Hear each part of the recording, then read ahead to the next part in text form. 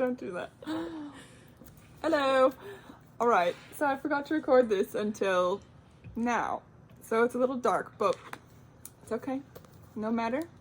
We will move on to chapter 6. Let me get there. Okay. Chapter 6. Johnny gagged and I almost dropped my hot fudge sundae. Cherry, we both said at the same time. The Soch? Yeah, Dally said. She came over to the vacant lot the night Two-Bit was jumped. Shepard and some of his outfit and us were hanging around there when she drives up in her old little Stingray. That took a lot of nerve. Some of us was for jumping her then and there, and her being the dead kid's girl and all, but Two-Bit stopped us. Man, next time I want a broad, I'll pick up my own kind. Yeah, Johnny said slowly, and I wondered if, like me, he was remembering another voice, also tough and just deepened into manhood, saying, "Next time you want a broad, pick up your own kind." It gave me the creeps. Dally was going on. She said she felt that the whole mess was her fault, which it is, and that she'd keep up with what was coming off with the Soches in the rumble, and would testify that the Soches were drunk and looking for a fight, and that you fought back in self-defense. He gave a grim laugh. That little girl sure does hate me. I offered to take her over to the Dingo for a Coke, and she said no thank you, and told me where I could go in very polite terms. She was afraid of loving you, I thought. So Cherry Valance, the cheerleader, Bob's girl, the Soch, was trying to help us. No, it wasn't Cherry the Soch who was helping us. It was Cherry the dreamer, who watched sunsets and couldn't stand fights. It was hard to believe a Soch would help us, even a Soch that dug sunsets. Dally didn't notice. He had forgotten about it already. Man, this place is out of it. What do they do for kicks around here? Play checkers? Dally surveyed the scene without interest. I ain't ever been in the country before. Have you two? Johnny shook his head, but said, Dad used to take us all hunting. I've been in the country before. How'd you know about the church? I got a cousin that lives around here somewheres. Tipped me off that it'd make a tough hideout in case of something. Hey, Ponyboy, I heard you was the best shot in the family. Yeah, I said. Derry always got the most ducks, though. Him and Dad. Soda and I goofed around too much. Scared most of our game away. I couldn't tell Dally that I hated to shoot things. He'd think I was soft. That was a good idea. I mean, cutting your hair and bleaching it. They printed your descriptions in the paper, but you sure won't fit in now. Johnny had been quietly finishing his 5th barbecue sandwich, but now he announced, We're going back and turning ourselves in. It was Dally's turn to gag. Then he swore a while. Then he turned to Johnny and demanded, What? I said we're going back and turning ourselves in, Johnny repeated in a quiet voice. I was surprised, but not shocked. I had thought about turning ourselves in lots of times, but apparently the whole idea was a jolt to Dallas. I got a good chance of being let off easy, Johnny said desperately, and I didn't know if it was Dally he was trying to convince or himself. I ain't got no record with the fuzz, and it was self-defense. Ponyboy and Cherry can testify to that. And I don't aim to stay in that church all my life. That was quite a speech for Johnny. His big black eyes grew bigger than ever at the thought of going to the police station, for Johnny had a deathly fear of cops. But he went on. We won't tell them that you helped us, Dally, and we'll give you back the gun and what's left of the money and say we hitchhiked back so you won't get into trouble. Okay? Dally was chewing the corner of his ID card, which gave his age as 21 so he could buy liquor. You sure you want to go back? Us greasers get it worse than anyone else. Johnny nodded. I'm sure. It ain't fair for Ponyboy to have to stay up in that church with Derry and Soda worrying about him all the time. I don't guess. He swallowed and tried not to look eager. I don't guess my parents are worried about me or anything.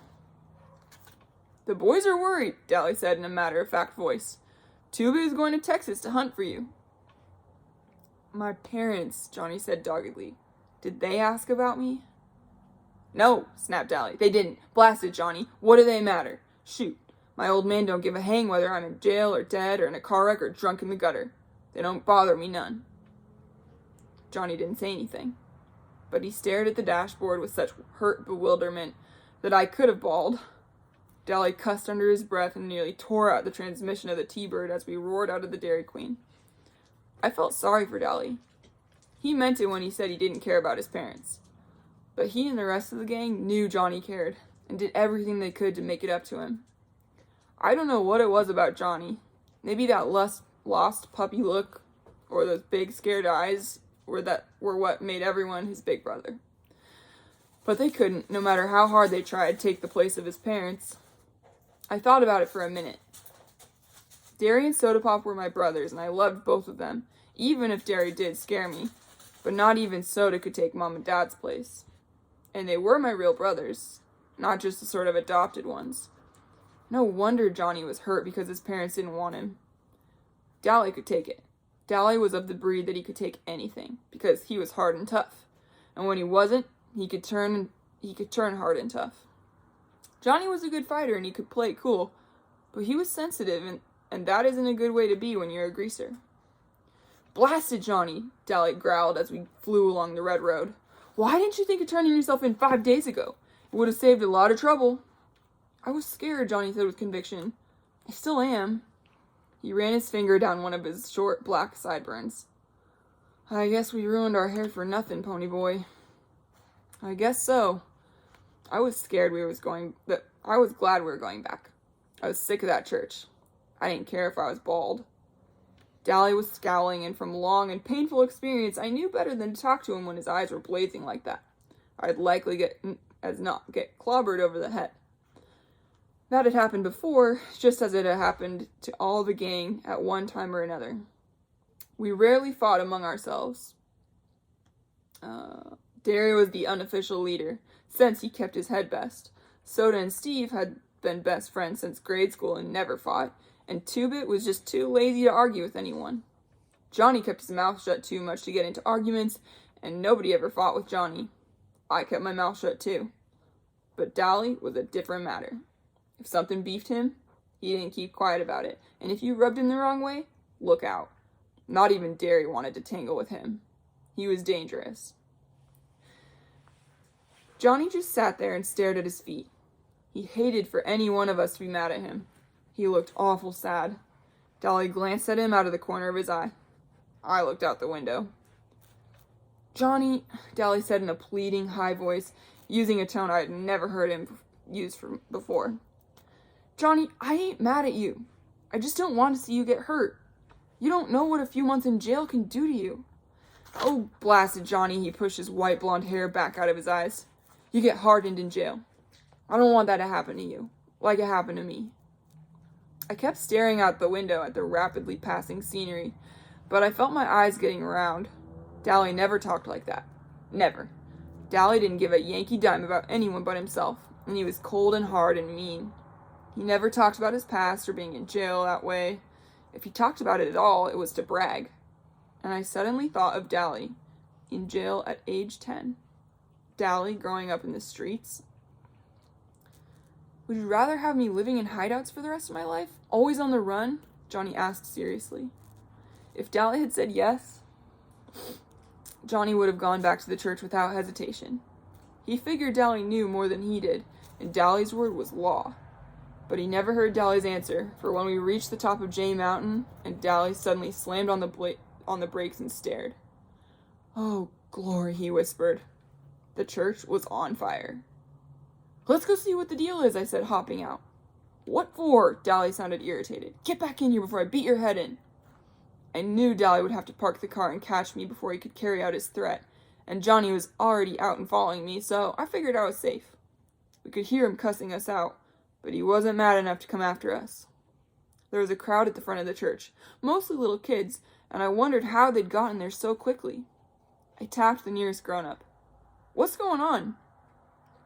"Well, we don't know for sure," the man said with a good-natured grin. "We were having a school picnic up here, and first thing we knew, the place is burning up. Thank goodness this is a wet season, and the old thing is worthless anyway." Then, to the kids, he shouted, "Stand back, children. The firemen will be coming soon." I bet we started it, I said to Johnny. We must have dropped a lighted cigarette or something. About that time, a lady came running up. Jerry, some of the kids are missing. They're probably around here somewhere. You can't tell with all this excitement where they might be. No, she shook her head. They've been missing for at least half an hour. I thought they were climbing the hill. Then we all froze. Faintly, just faintly, you could hear someone yelling, and it sounded like it was coming from inside the church. The woman went white. I told them not to play in the church. I told them. She looked like she was going to start screaming, so Jerry shook her. I'll get him, don't worry. I started at a dead run for the church, and the man caught my arm. I'll get them. You kids stay out. I jerked loose and ran on. All I could think was, we started it. We started it. We started it. I wasn't about to go through that flaming door, so I slammed a big rock through a window and pulled myself in. It was a wonder I didn't cut myself to death now that I think about it. Hey, pony boy! I looked around and startled. I hadn't realized Johnny had been right behind me the whole way. I took a deep breath and started coughing. The smoke filled my eyes and they started watering. Is that guy coming? Johnny shook his head. The window stopped him. Too scared? Nah, Johnny gave me a grin. Too fat. I couldn't laugh because I was scared I'd drown in the smoke. The roar and crackling was getting louder, and Johnny shouted the next question. Where's the kids? In the back, I guess, I hollered, and we started stumbling through the church. I should be scared, I thought, with an odd, detached feeling, but I'm not. The cinders and embers began falling on us, stinging and smarting like ants. Suddenly, in the red glow and the haze, I remembered wondering what it was like in a burning ember, and I thought, now I know, it's a red hell. Why aren't I scared?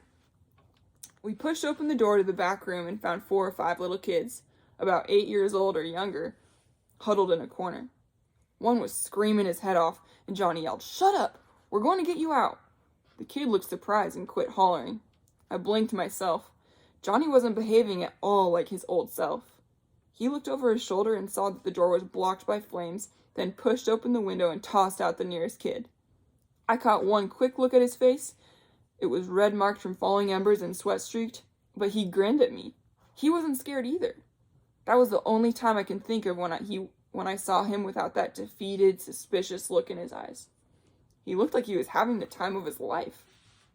I picked up a kid, and he promptly bit me, but I leaned out the window and dropped him as gently as I could, being in a hurry like that. A crowd was there by that time. Dally was standing there, and when he saw me, he screamed, For Pete's sake, get out of there! That roof's gonna cave in any minute! Forget those blasted kids!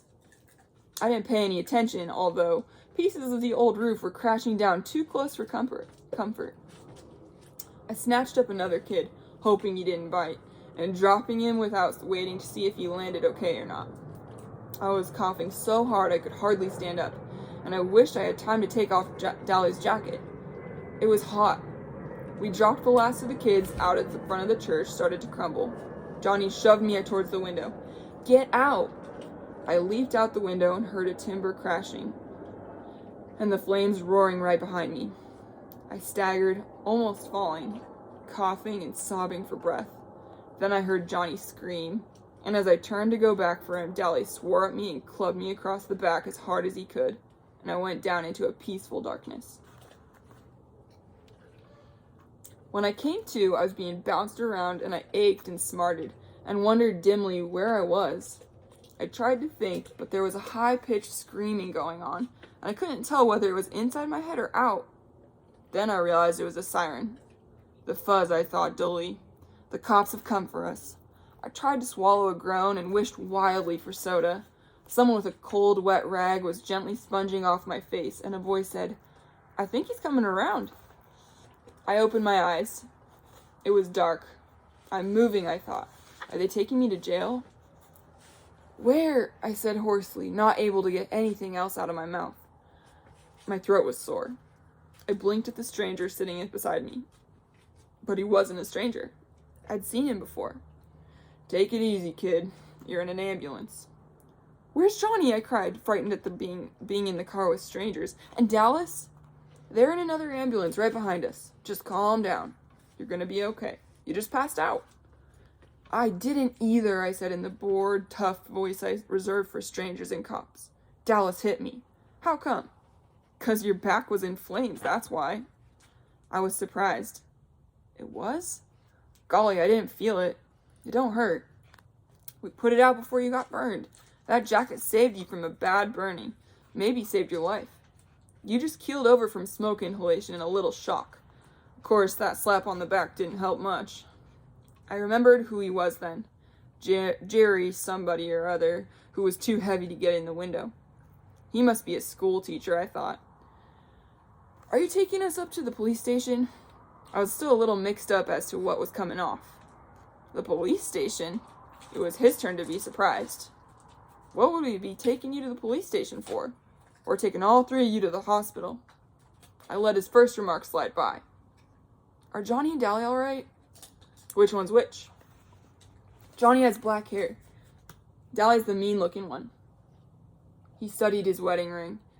Maybe he's thinking about his wife, I thought. I wish he'd say something. We think the tow-headed kid is gonna be all right. He burned one arm pretty badly, though, trying to drag the other kid out the window.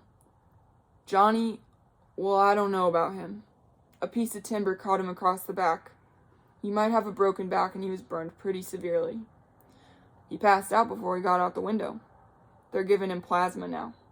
He must have seen the look on my face because he hurriedly changed the subject. I swear, you three are the bravest kids I've seen in a long time. First you and that black-haired kid climbing in that window, and then that tough-looking kid going back in to save him. Mrs. O'Brien and I think you were sent straight from heaven. Or are you just professional heroes or something? Sent from heaven? Had he gotten a good look at Dallas? No, we're greasers, I said. I was too worried and scared to appreciate the fact that he was trying to be funny. You're what? Greasers. You know, like hoods, JDs. Johnny's wanted for murder, and Dallas has a record with the fuzz a mile long. Are you kidding me? Jerry stared at him at me as if he thought I was still in shock or something. I am not. Take me to town and you'll find out pretty quick. We're taking you to hospital there anyway. The address card in your billfold says that where you lived. Your name's really Ponyboy? Yeah, even on my birth certificate. And don't bug me about it. I felt weak. Are the little kids okay? Just fine. A little frightened, maybe. There were some short explosions right after you got all out. Sounded just exactly like gunfire. Gunfire. There went our gun. And gone with the wind. Were we sent from heaven? I started to laugh weakly. I guess that guy knew how close to hysterics I really was, for he talked to me in a low, soothing voice all the way back to the hospital. I was sitting in the waiting room, waiting to hear how Dally and Johnny were. I had been checked over, and except for a few burns and a big bruise across the back, I was all right. I had watched them bring Dally and Johnny in on stretchers. Dally's eyes were closed, but when I spoke, he had tried to grin, and he told me that if I ever did a stupid thing like that again, he'd beat the tar out of me. He was still swearing at me when they took him on in. Johnny was unconscious. I had been afraid to look at him, but I was relieved to see that his face wasn't burned. He just looked very pale and still, and sort of sick. I would have cried at the sight of him so still, except I couldn't in front of people. Jerry Wood had stayed with me all the time. He kept thanking me for getting the kids out. Honest, that is so loud. He didn't seem to mind our being hoods. I told him the whole story, starting when Dallas and Johnny and I had met at the corner of Pickett and Sutton. I left out the part about the gun and our hitching a ride in a freight car. He was real nice about it and said that being heroes would help us get out of trouble, especially since it was self-defense and all. I was sitting there smoking a cigarette when Jerry came back in from making a phone call. He stared at me for a second. You shouldn't be smoking. I was startled. How come? I looked at my cigarette. It looked okay to me. I looked around for a no smoking sign and couldn't find one. How come? Why, Jerry stammered, you're too young. I am? I had never thought about it. Everyone in our neighborhood, even the girls, smoked. Except for Derry, who was too proud of his athletic health to risk a cigarette, we had all started smoking at an early age. Johnny had been smoking since he was 9, Steve started at 11, so no one thought it was unusual when I started. I was the weed fiend in my family. Soda smokes only to steady his nerves or when he wants to look tough. Jerry simply sighed, then grinned. There are some people here to see you. Claim to be your brothers or something. I leaped up and ran for the door, but it was already open, and Soda had me in a bear hug and was swinging me around. I was so glad to see him I could have bawled. Finally, he set me down and looked at me. He pushed my hair back. Oh, Pony Boy, your hair! Your tough, tough hair! Then I saw Derry. He was leaning in the doorway, wearing his olive jeans and black t-shirt. He was still tall, broad-shouldered Derry, but his fists were jammed in his pockets and his eyes were pleading. I simply looked at him. He swallowed and said in a husky voice, Pony Boy. I let go of Soda and stood there for a minute. Derry didn't like me. He had driven me away that night. He had hit me. Derry hollered at me all the time. He didn't give a hang about me. Suddenly I realized, horrified, that Derry was crying. He didn't make a sound, but tears were running down his cheeks. I hadn't seen him cry in years, not even when Mom and Dad had been killed. I remembered the funeral. I had sobbed in spite of myself. Soda had broken down and bawled like a baby, but Derry had only stood there, his fists in his pocket and that look on his face, the same helpless, pleading look that he was wearing now. In that second, what Soda and Dally and Two-Bit had been trying to tell me came through. Derry did care about me, maybe as much as he cared about Soda, and because he cared, he was trying too hard to make something of me. When he yelled, Pony, where have you been all this time? He meant, Pony, you've scared me to death. Please be careful because I couldn't stand it if anything happened to you. Derry looked down and turned away silently. Suddenly, I broke out of my daze. Derry, I screamed, and the next thing I knew, I had him around the waist and was squeezing the daylights out of him. Derry, I said, I'm sorry. He was stroking my hair, and I could hear the sobs racking him as he fought to keep back his tears.